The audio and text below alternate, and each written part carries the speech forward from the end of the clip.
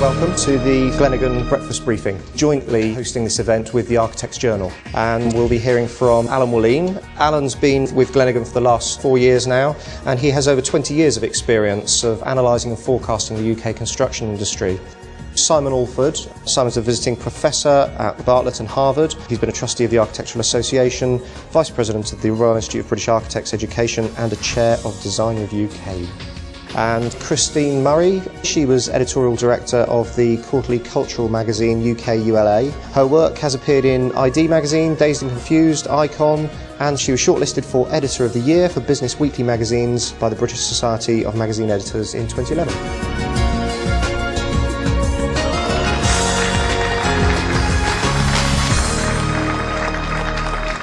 Good morning, ladies and gentlemen. What I'd like to do this morning is review the prospects for the commercial sector and its recent performance. Will we be seeing a recovery in the commercial sector over the next couple of years? Will it be very much a London-based phenomenon, or are we going to see a wider recovery across the regions of the UK?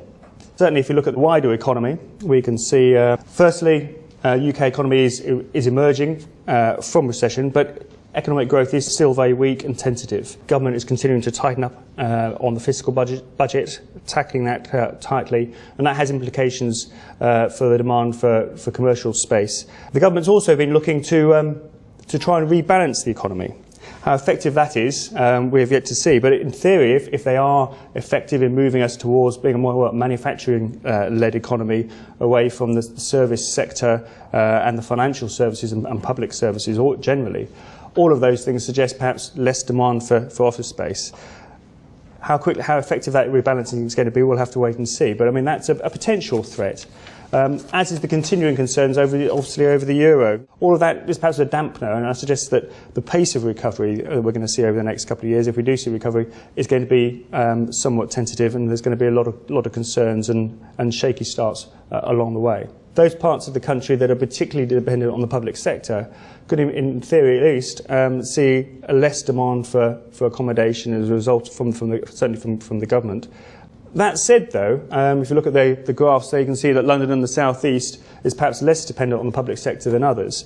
But actually, outside those parts of the country, we actually see a shedding of public sector jobs nevertheless, as perhaps the government tries to relocate civil servants and others out of their higher cost capital in the South East to lower cost regions. So there could be a bit of a balancing act going on there. That's the public sector, but if you look at the economy as a whole and employment growth there, you can see the impact of the recession over the last couple of years on overall employment. But it has come back a little bit, and overall it's been pretty flat for the last year. One of the areas that got hardest hit during the recession had been the financial services and insurance industry. Obviously, that's very important particularly for London and the city. But that has started to turn around. As I say, it was a pretty flat picture for employment generally over the last year, but you saw a near 4% rise in employment in the finance and insurance industry. So there has been some signs of recovery there, albeit tentative. And that's got to be good news, I think, for the demand for office accommodation. And that strengthening in demand that we've seen over the last year has come at a time when perhaps the supply has also been squeezed. If you look at the supply of new office space, you can see the dramatic fall in the amount of floor space that's been started over the last 3 years. So it's quite a dramatic fall away there. And one of the interesting things to note from that, obviously, is that very sharp fall in new build.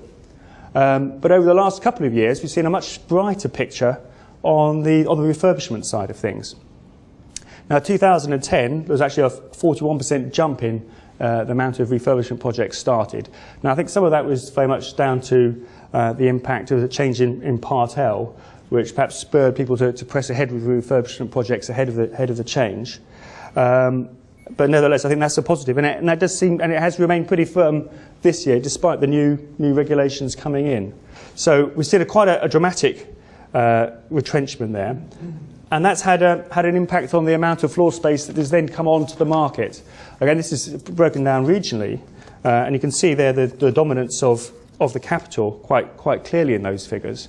But again, there's been quite a sharp drift away. And I think one of the interesting things is actually we saw a bit of a rise in supply in 2010, which again is in the capital, but then that's fallen away along with the rest of the market. And that's a direct impact of the fact that very few projects have been started over the last few years. There's been a building out of the development pipeline. And that lack of new completions actually has helped tighten the supply, particularly in London. If you look at the central London office market, this data, rather than Glenigan's data, this is actually for independent sources from Knight Frank for looking at their sort of existing stock as well.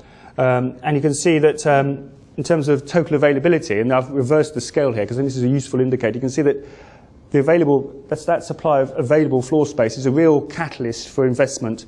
You saw a turning point in 2004, and as we did in sort of 2009 when there was a tightening in supply, that is a good sort of precursor for recovery in the amount of floor space that is under construction.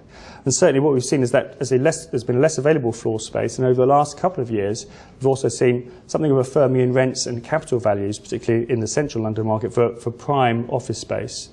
And increased investment. Some £12.3 billion worth of investment turnover in the central London office market last year. That's a sort of a 20% increase on the previous year. Now, a lot of that money that's coming in has been overseas money.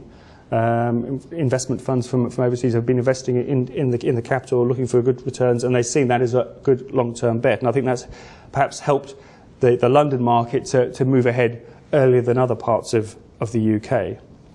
But nevertheless, and I think the impact of that then comes through very clearly in our data for the value of projects that have been started over the last couple of years. If you split London out from the rest of the UK, you can see that starts from the rest of the UK have remained subdued in contrast to London.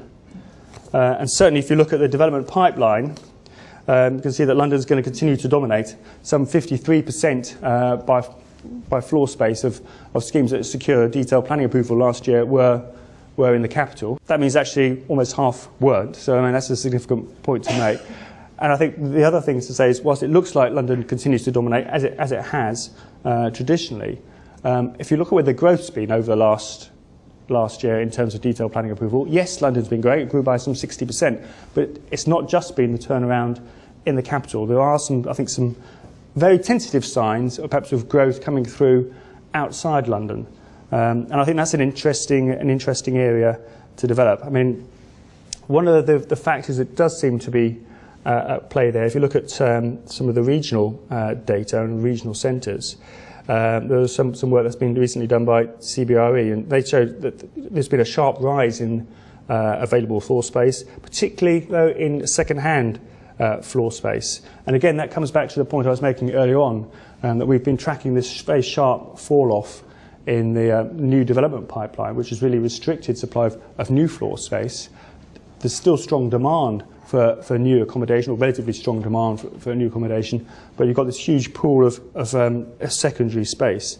And I think that's going to be the interesting thing going forward, in terms of how that's going to drive, as it has in London over the last couple of years, it has going to drive new development activity elsewhere in the UK. The first thing to point is that whilst, as I say, this available pool of second-hand floor space has sort of effectively doubled between 2007 and 2011 in the sort of key regional centres, and some sort of 13.3 million square feet. Because of that is available, because of that fact that it's not the sort of accommodation people are looking for, actually that perhaps gives a bit of a false picture. There isn't in reality that much sort of floor space, that there's the sort of floor space that people are actually looking for. It's outdated stock, and that suggests that perhaps the potential supply is a lot tighter than the overall total suggests. So I think looking ahead, I think we'll probably see, again, a firming in prime rental yields in other parts of the country as well as London, and a widening gap, I think, between secondary and prime properties. And I think that should, in turn, start to spur the redevelopment of the existing stock, those vacant properties, secondary properties. There'll be an option. They can either refurbish them, so we may well see, we'll see some more an extension of the refurbishment work that we've previously been seeing coming through. But also, then other options are going to be to replace those with, demolish and replace with more modern, flexible premises. but also perhaps potentially to convert them to other uses, social housing, apartments and so forth. So I think there's a potential real catalyst there for increased investment going forward. How does that fit in with our overall underlying data?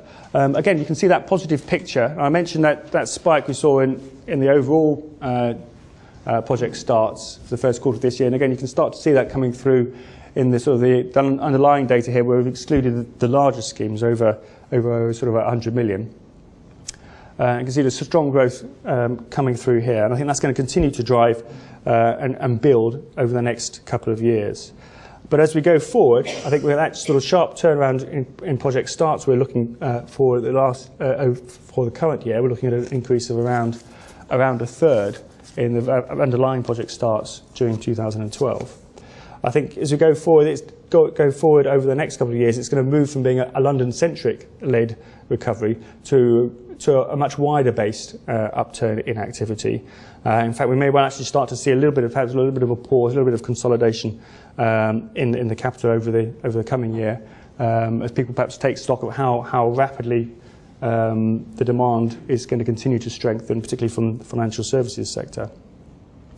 But nevertheless, I think, as I say, we're looking at a broader picture, so up about a third this year, albeit from a low base. And as we go through to 2012, it's sort of, perhaps we've got a bit of a pause. It's stabilising at around that level in 2013. But increasingly, I think, brightening prospects outside the capital and it becoming more widely based in terms of recovery. So broadly speaking, actually, after many years of somewhat depressing, falling activity, I really firmly believe we are starting to see a brightening picture coming forward there, both in terms of new investment, whether it be in the capital and I think in the longer term outside the capital and the other regional centres. And not just in new build, but also in the refurbishment and the retrofitting and bringing up to standard of secondary properties. So I'm pleased to say a brighter picture coming forward over the next couple of years. Thank you.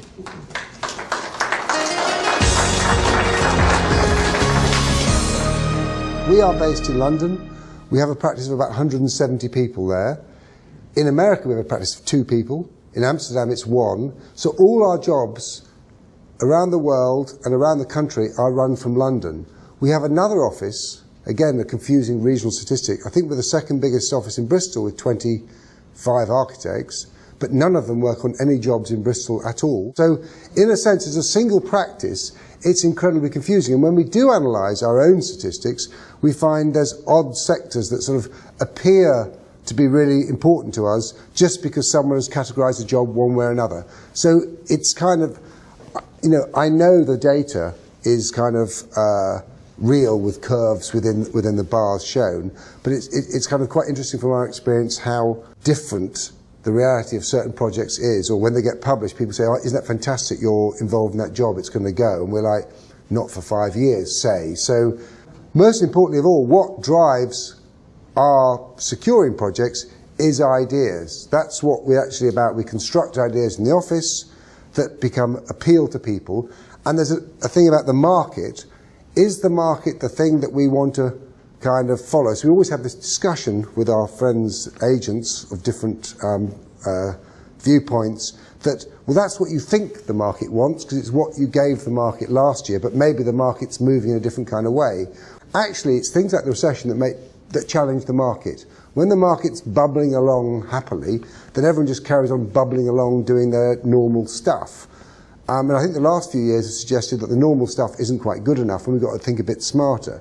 What we've learned from working around the world, and most of our work is in London, is that actually we still build more expensive buildings than anywhere else in the world, and they're more bespoke and more designed and more regulated than anywhere else in the world. So in America we can build housing for $70 a square foot, and here we'd struggle to build social housing for less than £180 a square foot. So massive differences. Most of our projects in London are incredibly complex. In fact, we very rarely get a client who can just make an office building.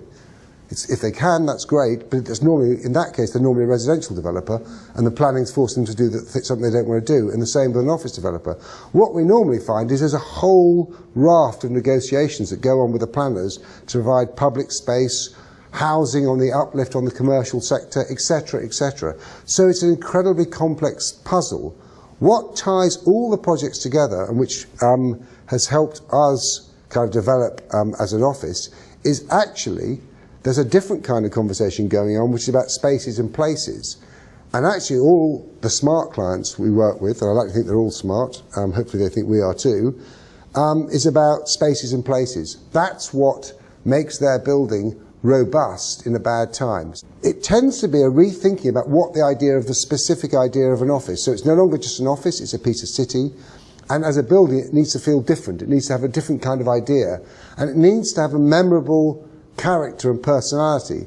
Because just a whole lot of office space is kind of pretty meaningless, actually. People want to know what the building's green performance is, what its social facilities are. Will people want to come and work for that organisation because the office is better and different and has some different kinds of amenities?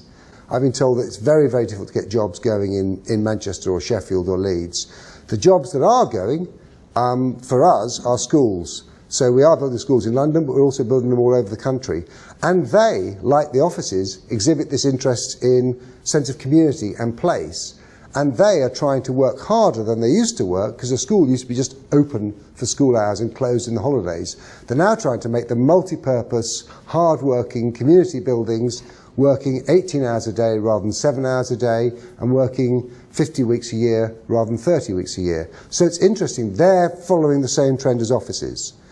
With living accommodation, whether it's mixed use, social, private, intermediate that we're doing, or urban regeneration like Barking, again, it's not the buildings that matter, it's the buildings and the place, the public space we're making around those buildings that makes them destinations and makes people want to live there.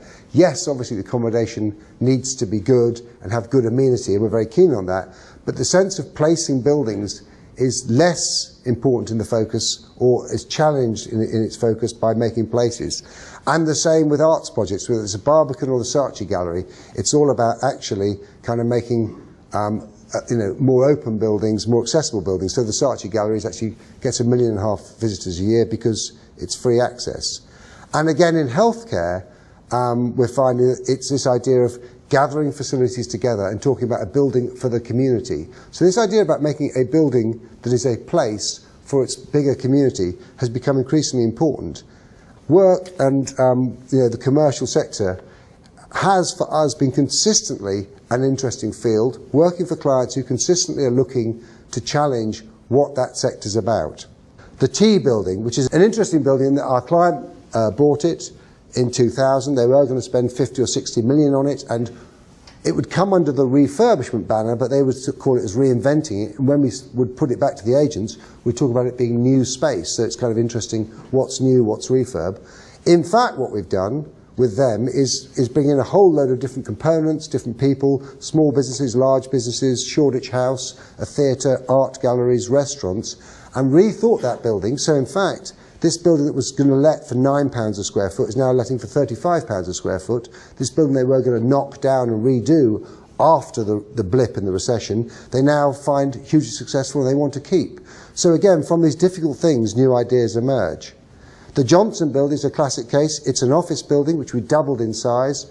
We also had to put B1C space because it's in the jewellery quarter. And we also had to put residential in. So it's again this kind of mix of uses, and 50% of the building is old and 50% is new. But it's sold as a new development, yet it's retaining structure and architecture. And again, what helped this building get away was the idea of it being a public building. The atrium is open, it's used, there's a social kind of engagement, it feels more like a club or a hotel. And indeed, the offices are not usual. Because it was a strange mix of old and new, we had what we call 2 traditional plates and 5 non-traditional floor plates. And it was the non-traditional, which was slightly more interesting because of rights to light, old building, new building. Spaces like this, double height and single height, those are the ones that actually proved successful. So again, this idea of even the vanilla is getting less like vanilla. It's more of a ripple in it. Where we are now with this white-collar factory idea we've been pursuing is saying, actually, far too much is spent on offices, far too much kit is put in. You go back to a much simpler kind of building. So you've got tall ceilings, 3.5 metres floor to ceiling, The temperature gradient is slightly above BCO, A standard, but acceptably so. So you've got this kind of a bit more variation, which is a pretty simple idea. In the summer it's hot, you don't wear a woolen suit. The facade is a simple passive facade. We get more light on the north than we do on the south because the solar load in the south is too big. The floor plates are big and they're flexible, but 80%, 70 to 80% can be naturally ventilated, and we use and expose the thermal mass. So all the junk, when people come into buildings, you finish a building and then the next thing you find is the tenants move in and everything you put in is being thrown away and something else is coming in. So what we're saying is, let's do less, let's put less in there. And every successful project we've ever done, from the T building to the Johnson to the Angel to Tooley Street to Yellow building, has pretty much broken every single rule a little bit. And by breaking those rules a little bit, you can move the market forward. And I think that's what our role as designers to do, is to challenge and keep actually saying these kind of standardized rules are not what they're about. Use and time is the biggest driver of the quality of what we do. Therefore, if our clients are holding on to buildings, which they tend to do, they are interested in their value over time. If our clients are knocking buildings out to sell, they're really not interested from completion to the future. Those people who concentrate on the quality of what they're doing and its difference and its distinction in the market are those people who are having most commercial success. Thank you.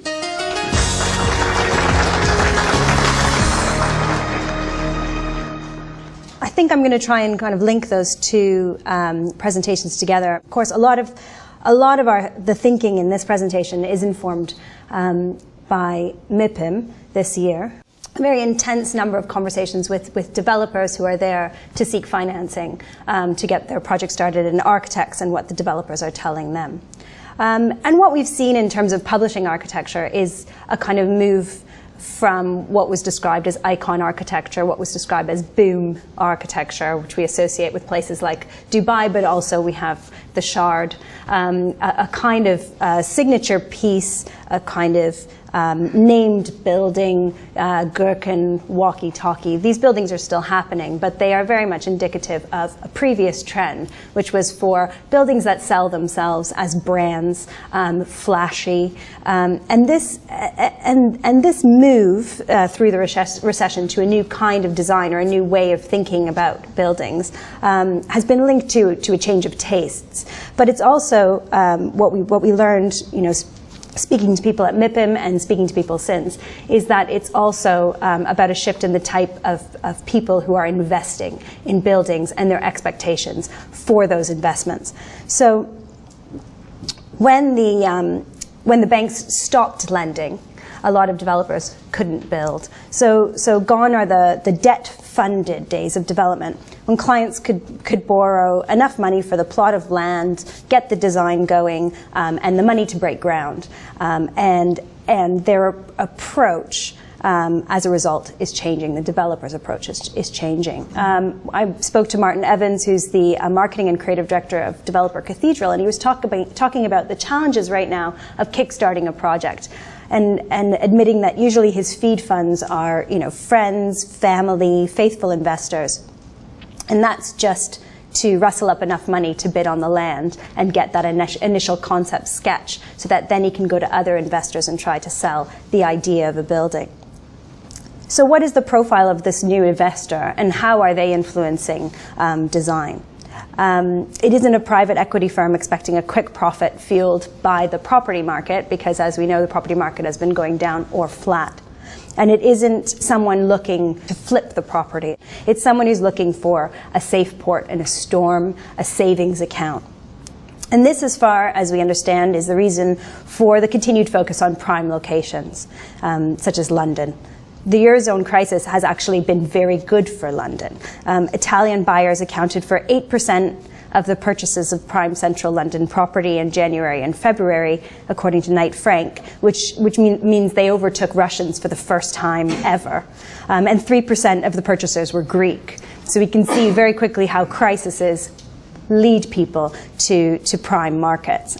But what does this mean for design? So what does safe architecture look like? And safe does not mean that these are cardboard boxes that are being built. They mean that they are not cheaply constructed.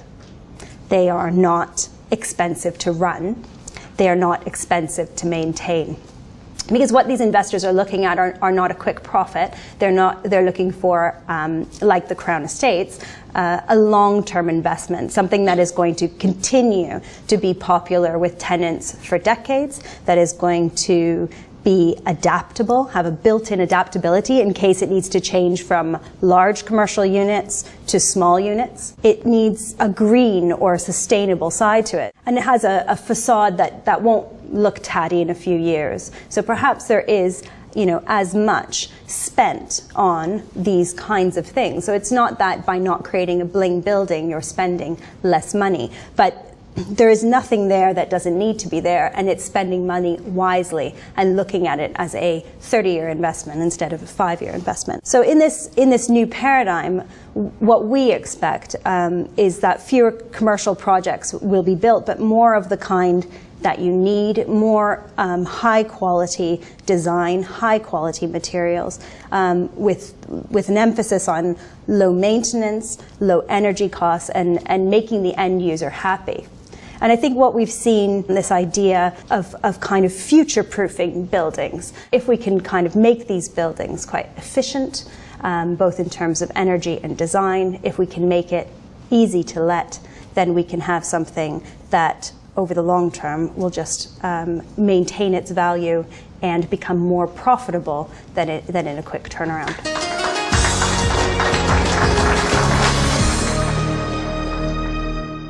Simon mentioned earlier on that getting planning approval in London is quite a challenge, maybe less so in the regions. But bearing in mind the government's recent pronouncements on making the planning process simpler, faster and more straightforward, Simon, do you have any great optimism that there's going to be any material effect from those changes? And Allan, in your projections for 2013 and onward, did you make any factor to reflect that? I think it's early days yet. I don't think it's going to have a big impact next year, that's for sure. I think it's going to be interesting to see how it evolves, because it's effectively, on the one hand, they've relaxed the rules, they've given sort of a freer rein, saying, build out, but they've given sort of clear guidance and left the power with the local authorities. And it's going to be interesting to see how individual local authorities actually start to interpret these rules going on. And from our experience, it is phenomenally complex. So the design team at planning will be 18 consultants. The amount of work that will be done seeing ward councillors, the 50 interest groups that might have an interest in the site, and obviously the planning team mean that it is the kind of holy grail to get planning, because that's when the site's value is established. I think London perversely has benefited from the absurd difficulty because it's very wealthy by any national standard. I think the kind of simplifying of it is a good in principle, because I'm for any government that reduces its laws rather than increasing them and makes them legible so that the lawyers' fees aren't 3 times the design team fees. So, in principle, yes, but I think the reality is, as Allan was saying, it is the individuals and the local authorities and their attitudes that really determine planning. You've talked about buildings being more efficient in terms of design, but I wondered what role you thought renewable technologies have to play in making buildings more efficient. In terms of the data that we've been collecting as Glenigan, we're increasingly seeing those sort of energy renewables and just the wider performance of the builder being specified in the projects that are coming through that we're picking up on. There's a whole range of different product categories we're picking up on. You can see more and more of those projects products being specified on projects, and more of them are going for the BREEAM and other rating methods to try and help sell those projects. I think there's now starting to be a perceived value in having a sort of a greener building. I think it has been seen to influence letting decisions sometimes. I mean, if you can show that your running costs will be lower. I know that it's quite important in non-prime locations. I've spoken with NOMA, which is the Cooperative Bank's development arm in Manchester, and they've talked about how they are going for the most green design possible, the highest green specification, not only because that aligns with their corporate value system, but also because they think when Manchester recovers, they want their building to have a story that attracts tenants and above any other building in Manchester. It is the new religion, and I think in a positive way, over the last 10 years, I've seen a huge difference in people's attitude to the environmental performance of their building. So that's massively changed in all fields, and actually BREEAM, excellent is no good now, you have to sort of push towards outstanding. So it's huge cultural shift, and it becomes part of the tagging of all those buildings, both technically and in promotion, that they've got, embodied energy, all these things are covered, which is great. The reality of renewables on site is they are a marketing waste of money, from our experience.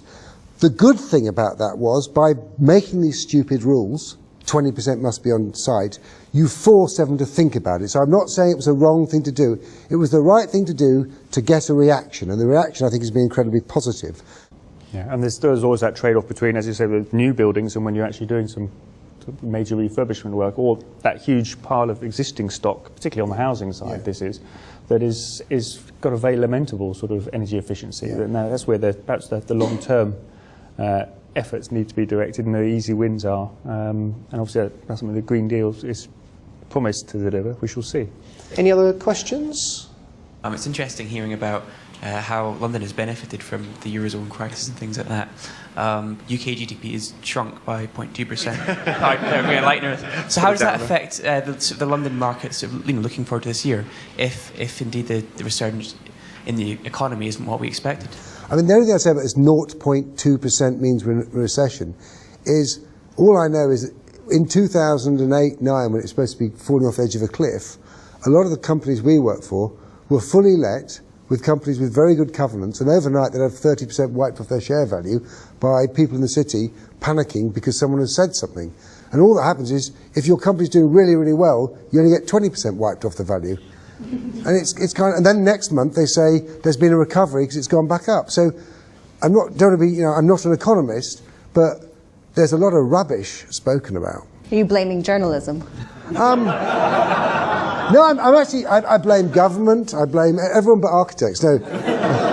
I think, seriously, the reality is, it's not very smart when you know a little bit about that field. I'm sure you concur with this, yeah? I think so. I think it's all trading on perceptions. As I say, someone makes a comment, the traders will be thinking, okay, we'll respond to it this way, because how is everyone else going to respond to it? So there's a bit of a herd instinct that drives these things as well. It's a bit of and the chairman of a property company who we work with was asked by the city about what were his projections, and he said projections for people with home cinemas.